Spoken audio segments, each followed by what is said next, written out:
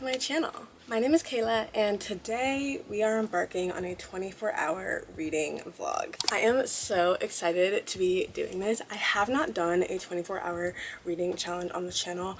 I want to say in 2 years. It definitely takes a lot out of me. It's a lot of no sleep, but I do get a lot of reading done at once. I feel like I just zoom through books so quick. I'm just on this high of trying to finish everything as fast as I can before the 24 hours is up. So I feel like this will be very motivating to tackle my TBR. I am very nervous, as always, that I'm going to fall asleep. However, I've taken multiple naps today in preparation for this next 24 hours ahead. So I'm crossing my fingers that we will be all good. So I guess we should go over the TBR for this video. I try to do like a mixed bag of genres and different things so we can keep it interesting. I feel like a lot of them are giving summer. You might have seen some of these on my summer TBR, but I did try not to do just romance, so we will have a different vibe. The first one is The Wedding People by Allison Espach. I feel like this is the one I'm most anticipating since this was a 2024 Book of the Month, Book of the Year finalist. So I've heard a lot of great things about it and I always see it on like the most read of the week on Goodreads. So people are reading it and loving it. Why won't I, you know? Then we have the only romance I have planned so far for this, and that is The Summer Storms by Sarah McLean. This is another Book of the Month book I got. And I don't know, I've heard good things, I think, or at least I heard a lot of people talking about it when it was released. So we'll see. Another Book of the Month book. I did not realize actually that 3 or 4 of these are Book of the Month titles. That's hilarious. At least I'm locking them down and making use of my subscription. But that is The Shampoo Effect by Jenny Jackson. This is actually the pick from July, which I feel like is very timely, a new 2026 release. And then I have the feature Saints by Ashley Winstead. I bought this a couple months ago because I heard a lot of people comparing it to like Daisy Jones and the Six. But yeah, those are my picks, my selections.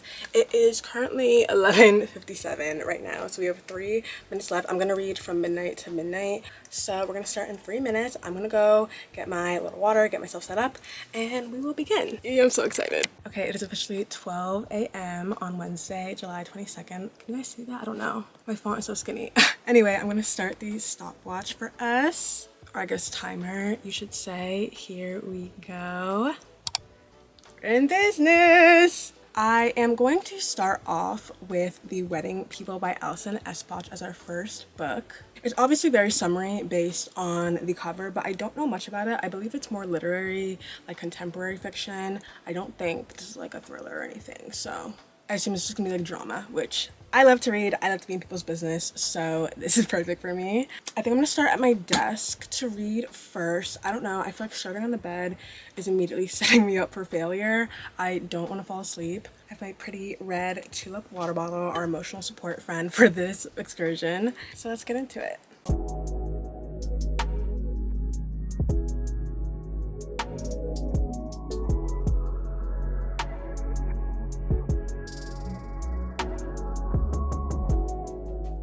I have recently retired to my bed.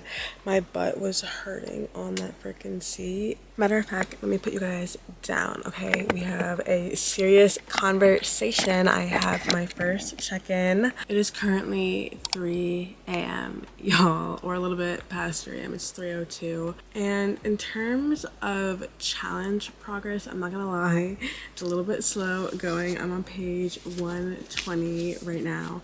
But in terms of vibe and feel and how I'm enjoying, through the roof. Okay, I'm having an amazing time with this. I don't know exactly how much I can say. I want to keep this spoiler free. The way my TikTok just really goes off. The main plot, even though it's not revealed in the synopsis, is told within like the first 10 pages. So I don't even know if it's like counted as a spoiler or not. But so our main character's name is Phoebe and she is not doing well. She has depression. Her marriage just ended in really bad circumstances and she has this breaking point and snaps and decides she wants to end her own life by going to this really expensive resort and staying there for one night. But when she gets there, she realizes she has stumbled upon a wedding. This whole entire hotel has been rented out for a wedding, which of course is the last circumstances that she wants to be doing this in. And the bride, Lila, is immediately like, no, you're not doing this. You're not ruining my wedding. This is my big day. This is my life. Like, I've been planning this wedding for years. Absolutely not. I reject this. And is obviously trying to do everything in her power to stop Phoebe. This sounds like an insane premise for a story like this. And it is. It's so outlandish. I love this writing style. Like I said, I'm kind of going a little slow. I've been taking my time with this, but it's like, in a good way. I'm really savoring it. And even with the dark subject matter, you would think this is kind of depressing, and sometimes it is. Like, but this book is also insanely funny. She's a little judgmental, you know, and sometimes like snooty about all these people. She calls them the wedding people, hence the book name, like how people act in weddings versus like in real life. It's very intimate and observant, and I'm just having an amazing time reading it. Anywho, like I said, it is 3 a.m. I'm going to crack open the Red Bull now. I think I'm feeding a little bit. ASMR.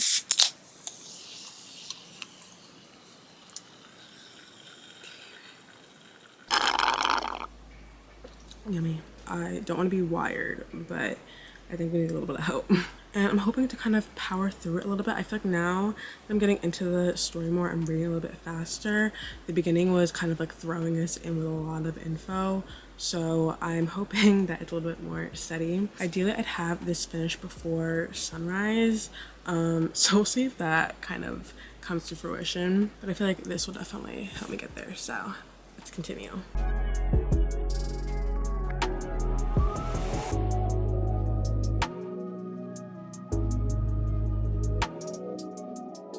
Oh my god, my ADHD is going to be the death of me, I swear. It is currently 5:45 a.m.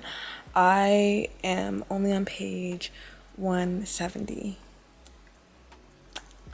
I would just like start scrolling Twitter for like 20 minutes until I realize I'm like, Kayla, you're in the middle of a 24-hour readathon. It's not from lack of enjoying the story. I do love it. I'm still having a great time. It's getting juicy, it's getting spicy. There's another element to this I was not expecting, and I'm really surprisingly enjoying it. As you guys can see, the sun is rising. It actually is rising right now. It's 5:45. Sunrise is at 5:46 a.m. today. I forgot to mention that. It's supposed to rain today, so I don't know what the like odds is gonna be pretty, but I think I need to take a little walk, so let's do something fun.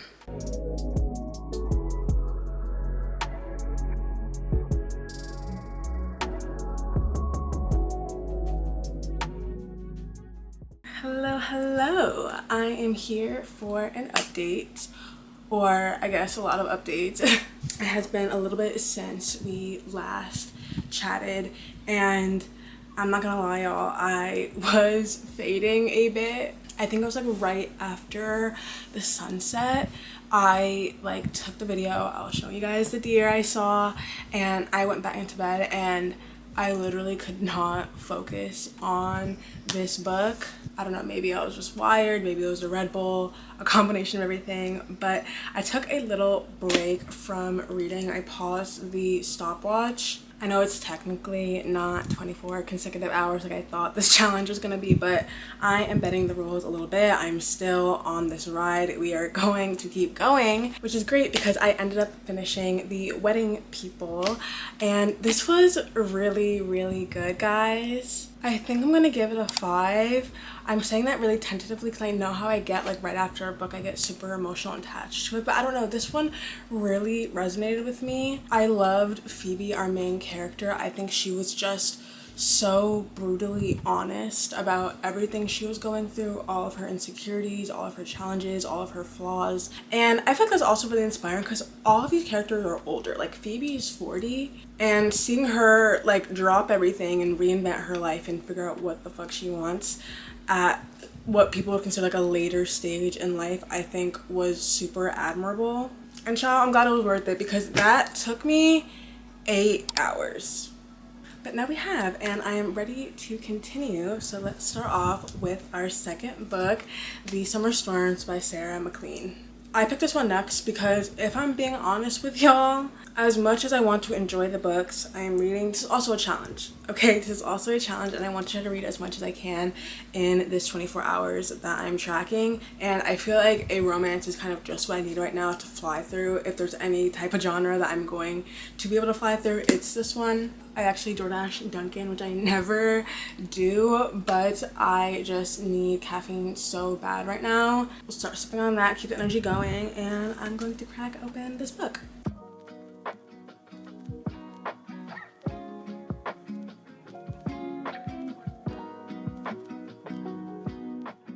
I think my order's here. Let's go get it.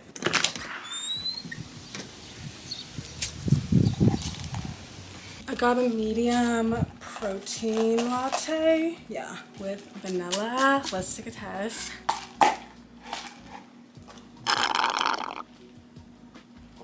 That's good. That's really good. I know my coffee is white, by the way. This is how I always take it. Please don't come for me. I can't even deal with that right now. Okay, cheers. Let's go back to reading.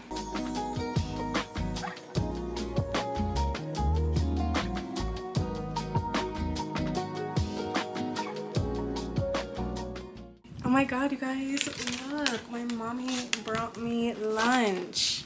I didn't just ask her because of the readathon, she just surprised us, but this is an actually perfectly timed surprise because I did not want to waste a single second trying to cook a meal when I could be using it for reading time. Anyways, it has been around 2 hours since we last talked, and I have been grinding this book away.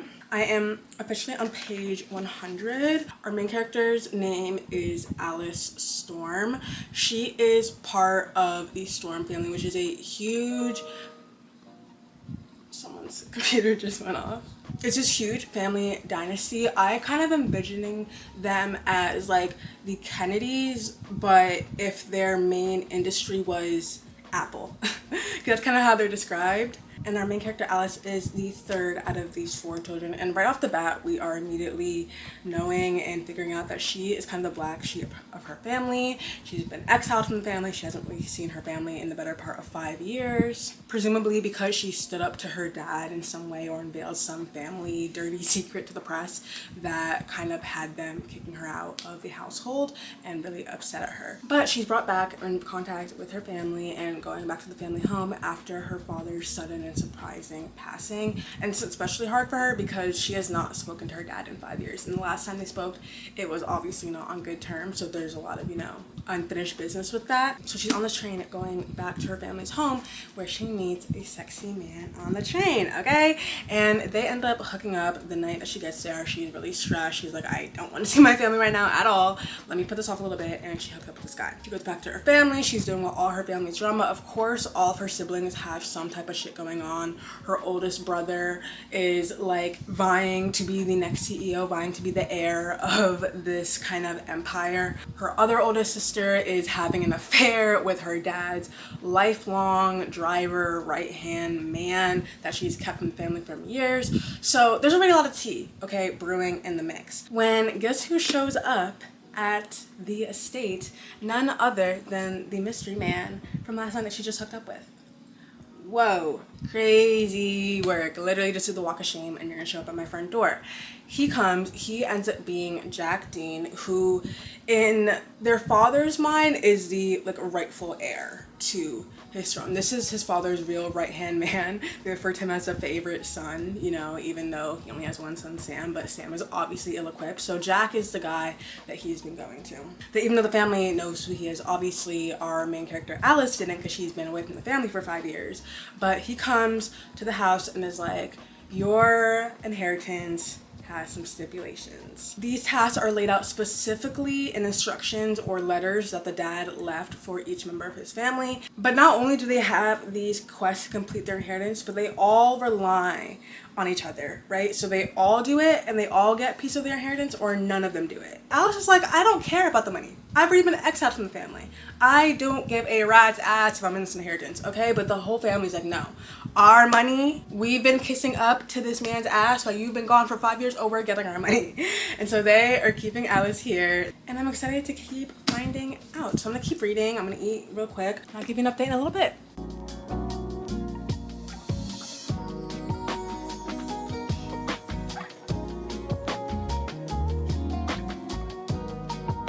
Hello, I am back in bed. I'm on page 202 of the Summer Storms, and I believe 10 hours, yes, a little bit over 10 hours and 21 minutes exact left in the challenge. The book is still pretty much going the same as my last update. I really don't have much to say right now that's like not spoilery. I'm really enjoying, specifically, I think I mentioned this, but the sibling dynamics. Seeing these siblings fight, and mind you, these are like 40, 30-year-old siblings. Seeing them fight the way that me and my sisters fight, frankly, the way we fought when we were kids, like that sibling, like, way you can just get under each other's skin and taunt and pick at each other, like, it's so realistic and I'm enjoying it. That being said, I'm tired. Again, I'm tired. We've been reading all day. I know that's the point of the challenge, but fuck, like, I don't remember it being as bad as last time. I feel like, I don't even know if it's wired, I just feel like shaky. However, I still want to keep trucking along. I'm really, really passionate about finishing this. And we still have at least one more book that I want to get to. So I need to get some refreshments. I think I'm gonna go to Target real quick. I'm stopping the time, like the stopwatch, at the 10-hour mark. And I think I'm gonna go get some Alani's real quick. So you guys can come with me, take a little drive, hopefully, you know, get the juices flowing, get the blood pumping. I'm gonna hop in the car and let's go to Target.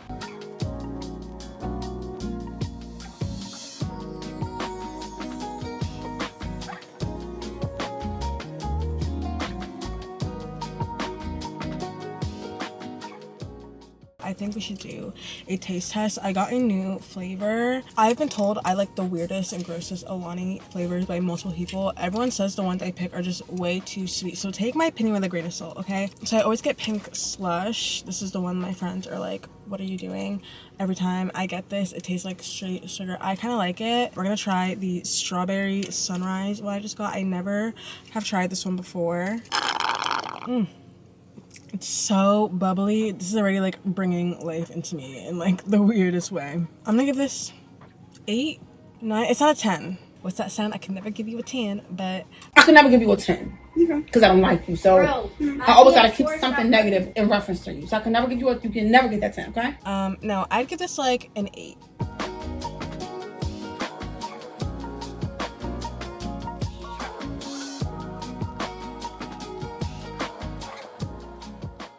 Okay, I have changed into my comfy bedtime tee. I really knocked this one out of the park. I finished this one off, and I think I'm gonna give this a 3.5. I don't know. I really like the premise of this. You guys could tell I was really gushing in the beginning, but I think my main problem for this one kind of comes to the fact that I just don't think there should have been a romance. This story was so interesting, and they actually had us get bits and point of views of Greta, Emily, and Sam, the other 3 siblings, and I loved that part of it. I loved getting into their mindset. I love exploring the sibling dynamics, all the different point of views, perspectives, but then like we just spent so much page time on the romance and I just didn't really vibe with them. I don't know, it just kind of like every time I got to it I was like, I just want to get back to the interesting like inheritance and family saga. I don't really feel invested in the couple, but this was still fun, and I think this is definitely a great summer read.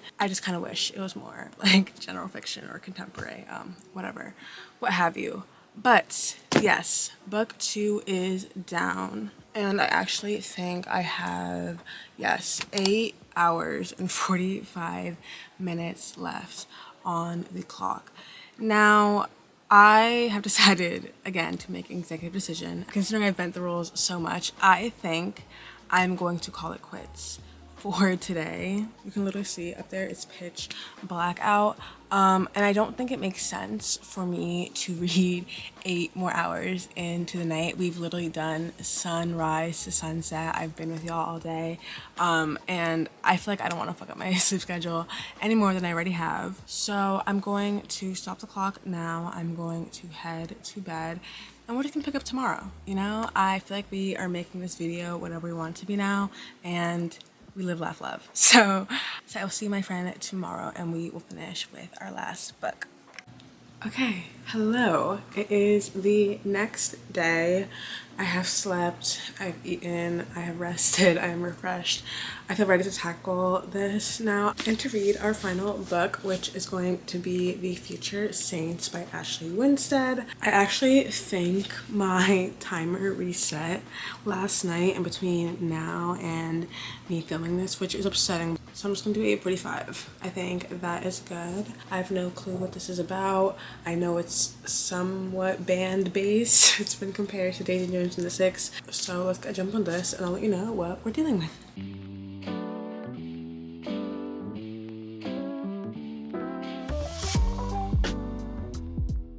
Hello. Okay, first update. We have 7 hours and 35 minutes left. I've been reading for a little bit over an hour and I'm already almost on page 100. I'm on like 97. This is very much a band story. We are following 2 perspectives. Theo, who is kind of like the fixture at this big music company called Manifest, and he is specifically sent to this band, the Future Saints, to help clean up their image one last time for one final album that they are due to the label before the label plans on cutting them off. Not that the Future Saints know that, but that is what he's here for. And the Future Saints are not doing well, okay? Our second point of view is the leader of our band.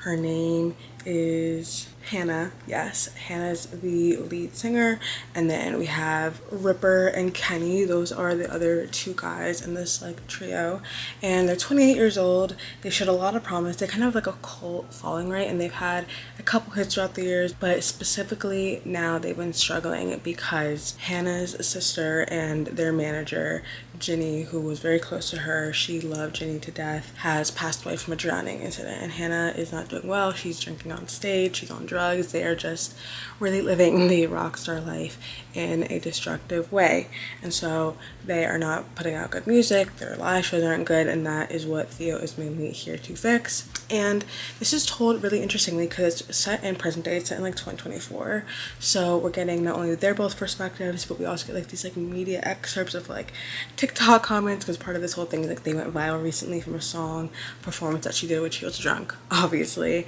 but she was like doing all this emotion and grief on stage, and it really was affecting to the viewers, and so that went viral. And things are going good so far. I am enjoying it. I'm enjoying the setting. I'm enjoying the rock star life. But like I said, we're so early, only probably like 1/3 in. I'm gonna keep checking along, and we are going to keep going.